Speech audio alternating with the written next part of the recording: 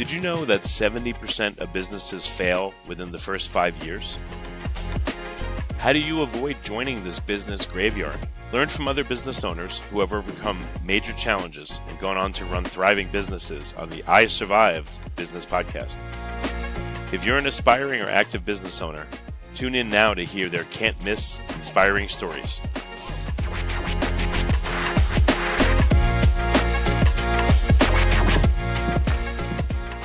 Hello, this is Richard Jacobs with the I Survived Business Podcast. My guest, his name is Braven Grant. He's the co-founder and CEO of Gains in Bulk, and that's the website too, gainsinbulk.com, GAINSINBULK.com. So welcome, Braven. Thanks for coming. Absolutely. Thanks, Richard. I appreciate you bringing me on. Yeah, tell me, what's the premise of Gains in Bulk? It sounds like a muscle building protein powder company, at first glance. Yeah, it's a little bit of an aggressive name, which is we've kind of adjusted over the years from what we started as exactly. So I mean, we could dive back into that story, but we're a premium whole food supplement company focused on the fitness side of supplements mostly. We have some health stuff, but mostly focused on fitness, helping people win in the gym, and so that they can ultimately carry that into the rest of their lives and win in life as well. And so we're most known for a creatine product that we brought to the market called Instantized Creatine. It's kind of our flagship ingredient that's kind of given us a name, and then just being a quality third-party tested supplement company is kind of our focus, bringing products that people can really trust. Yeah, what made you start the company? Like, what was your situation when you thought about starting? Yeah.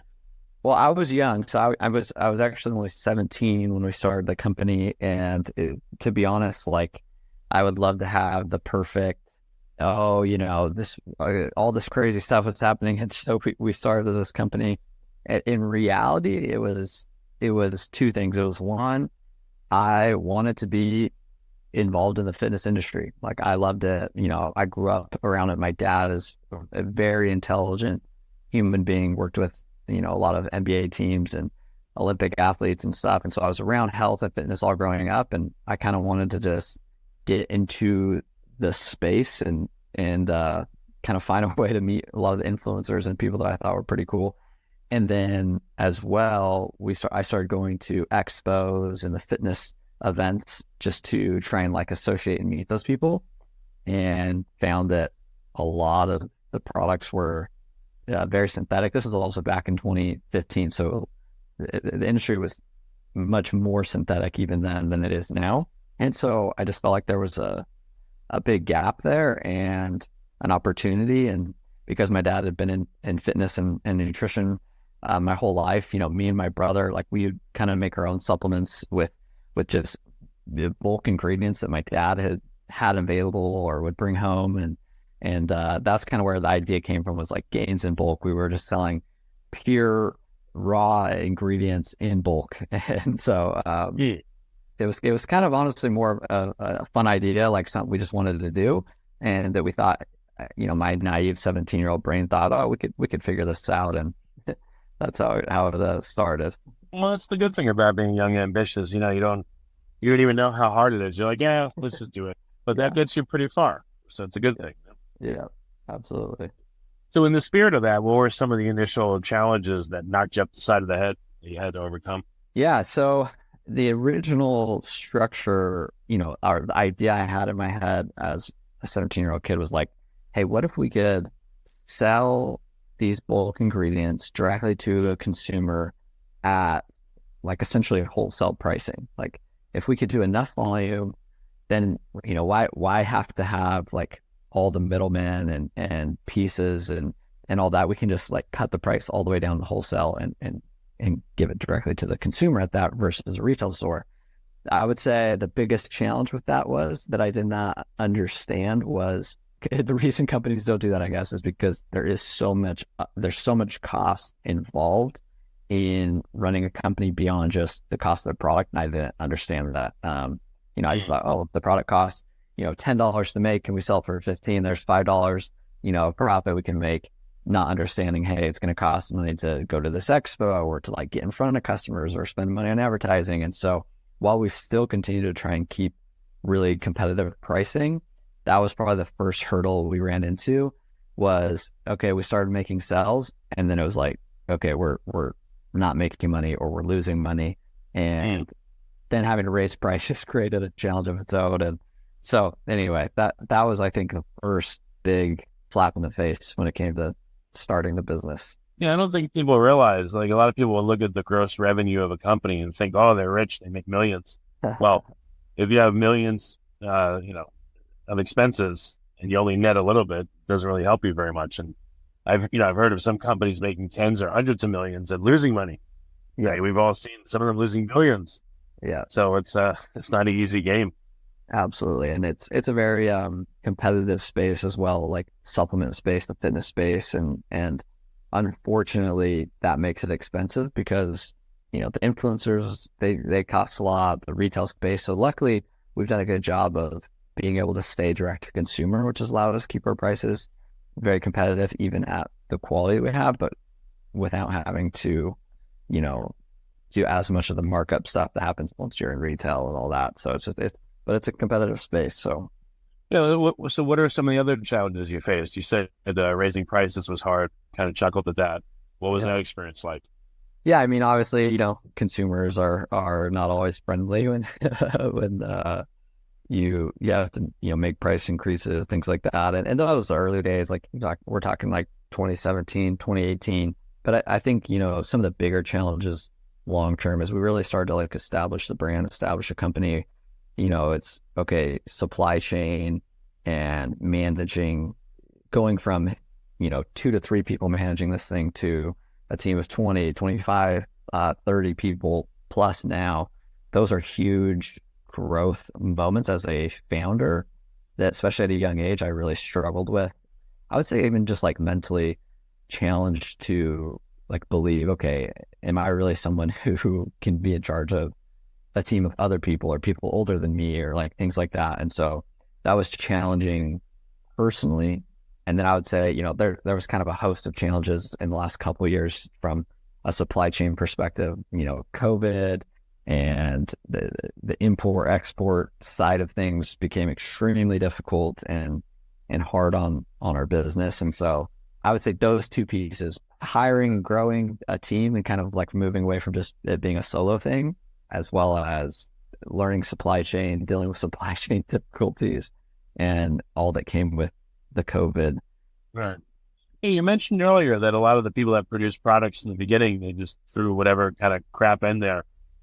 If people in the fitness world are interested in fitness and health, why would they not make good products with good materials? Why would they just throw anything in there? Is it just narcissism or greed? Do you think that drove a lot of them? It's a good question. I would say that the fitness market, more than people would admit, is more concerned about the way someone looks, or people that the market, the consumer typically is more concerned about how they look than their health, unfortunately. And so oftentimes things like flavor are more important than quality, or, even sometimes just plain out getting a result is more important than, hey, is this product going to be long-term healthy for me? And so I think that's one side of it, is that the market doesn't necessarily have a desire or need as strongly for quality, healthy ingredients that cost more. A lot of times people are like, I'll just take the cheaper one, or I'll take the one that tastes better.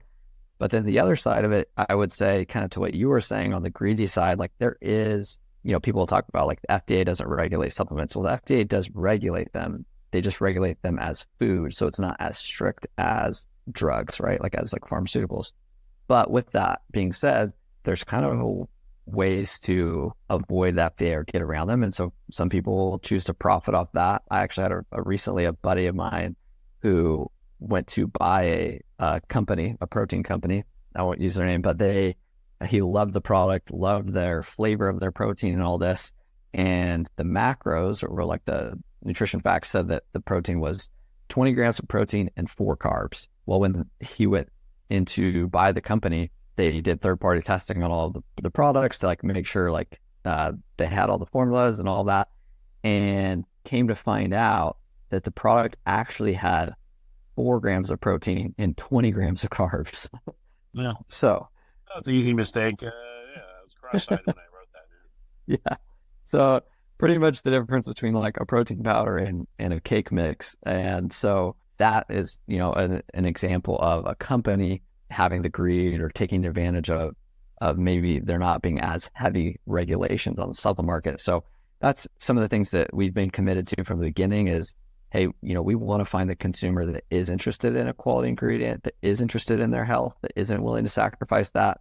And we're going to kind of take the extra steps necessary, even though we don't have to via, FDA regulations. But for the consumer, we're going to, third-party test every single batch of product that we create or that comes in to make sure what we're saying is in it, right? And so you can test everything, but I guess you could test like one in each lot, or you could do like, I guess fractional testing. You test once a week, or like to what level can you test? Yeah, so we'll test every lot, right? Like, so every batch that gets created, right? So we'll mix a new flavor, for example, like we'll take our Instantized Creatine, we'll mix a sour raspberry flavor or something. And from that mix, we'll take a couple samples from the mix and send that off to a third-party lab, and they'll test it, and it'll come back and right, that's the result for that lot. So it's every batch of product that gets made, and once a batch is made, it goes into, anyway, we're probably getting a little bit into the weeds of it, but goes into like a locked storage area that's essentially a quarantine to make sure that there's nothing else coming in and out that's not been tested, right? So that's kind of the process that we use, and that we actually publish the results so that every person who's getting their product, you can hop on our website and see, okay, my lot is this was the result of that test. Yeah. Did that help consumer confidence a lot? Like what kind of feedback do you get on that? Yeah. So I think it's been what's allowed us to just continue to build a strong, steady customer base. I wouldn't say it's like viral or, earth shattering. Like I said, the market, most consumers aren't thinking about that. They're not coming on our website and saying, I want to go in and I want to read the third-party testing and make sure that there's no trace metals in here or anything like that. But for the people who do care about that, like that's who I would say is our ideal customer and the person that we're trying to serve. It's absolutely allowed us to build trust with them, show them that we're serious and we care about the things they care about. And it's, I think, what's allowed us to weather some of the storms that have taken out other supplement companies over the last couple of years. Yeah, who are your customers? Are they powerlifters? Are they bodybuilders? Like, who tends to buy your stuff and why? Great question. I would say it's actually, by our name, I think people think we're more of a bodybuilder, powerlifting company, and we're actually going through a little bit of a name adjustment, brand adjustment right now because of that, because we just adjusted since the beginning of the company and understanding our customer better. But our customer is really, I would say, someone who's more interested in fitness from a lifestyle perspective and really wanting to improve their health, improve their, they want to improve in the gym and their fitness, but they use fitness as a tool to improve their life outside the gym as well. So a lot of, moms, younger moms, dads, people who have a life outside of just working out. We do have bodybuilders and a lot of like athletes inside the community, but I would say our main demographic is someone who's more using fitness to enhance their lifestyle. So these supplements, the goal is for people to put on pounds of muscle much faster, or what are the goals of the products? Yeah, so Instantized Creatine, like I said, is our number one product. It has, a whole list of benefits. So the main one is building muscle, right? That's the one that everyone knows it for, is building a muscle, but really lean muscle. So if you're wanting to build muscle and burn fat, if you're wanting to increase your strength, also for like an athlete, if you're wanting to be able to perform longer, it's really great for that. So there, we have things when it comes to muscle building, but then we also have things that are just there for your overall performance of life. Like our kind of vision statement as a company is we help people win in the gym so they can win in life.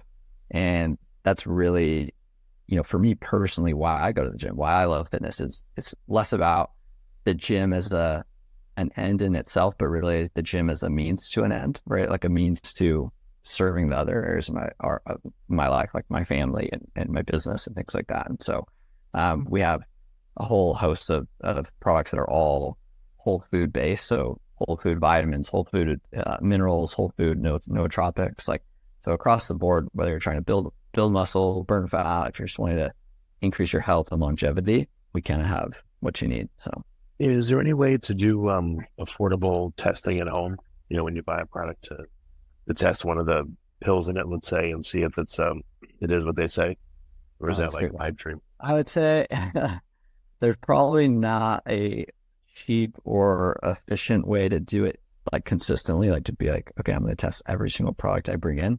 Like, for example, for us to send it off to a third-party lab and just get a simple test back, it's usually, it depends a little bit on what we're testing and how many things we're testing for, but like $300 to $600. So that's a full proper test. And then we have what's called a spectrometer, which is like, I would say, your at-home version, but that machine itself is a couple of $1,000s. So it's like, it's not a cheap process, unfortunately. You could probably test for like one thing. Like you could say, okay, I'm going to get a heavy metals test or something like that and do that. But just to be able to test for such a wide range of things and toxins and potential impurities is, I don't know of a way at home. It'd be pretty difficult.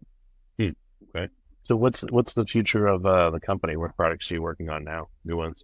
We're actually working on this year, kind of simplifying the process for consumers. That's something we've done a lot of talking with our customers, and people, they want to make sure that they can get everything they need without having to take 50 different things. And so there's that exists on the multivitamin side of things and the like just everyday health stuff, but it doesn't exist as much on the fitness side. I don't know if it's just for a profit perspective or what. And so that's something that we're looking to do more of this year is how can we make it simple where it's like you're going to get everything you need for your workout, everything you need for recovery, energy, all of that, and kind of reducing the product stack, I guess, you need. So doing some work on that, improving the ability for people to kind of get everything that they need, as well as in a lot of new flavor concepts. Like our main product, Instantized Creatine, we have about 10,000 subscribers monthly on that product. And so we're just trying to do things to give them a better experience, different flavor options and things that can help them switch it up and keep the habit. Because at the end of the day, a supplement's just, it's a small step inside of the whole picture of fitness. And so building the habit is the biggest factor. And so flavors and new options and things to really just help customers build and keep that habit. Okay, very good. What's the best way for people to first try out the products? Where can they go? Yeah, so you can they can go to gainsinbulk.com. We have like an offer that we run that's they go to go.gainsinbulk.com. So it's just like go.gainsinbulk.com. Or just like if you find us on social, you can find that link. And so we have like a starter pack offer where someone can, try the product out first time. We also have a really good guarantee, basically like, hey, you can send us back empty and we'll refund you. It rarely happens, but we want people to actually be able to try the product, see if it works for them, and have the time window they need, not just like 15 days and you're out of luck type of thing. So, well, very good. Thank you so much for coming on the podcast. I appreciate it. Absolutely. I appreciate you having us on. If you like this podcast, please click the link in the description to subscribe and review us on iTunes. Now that you've heard from active business owners who have overcome serious challenges, consider implementing what you find useful to help your business not only survive, but thrive. Visit isurvivedbusinesspodcast.com.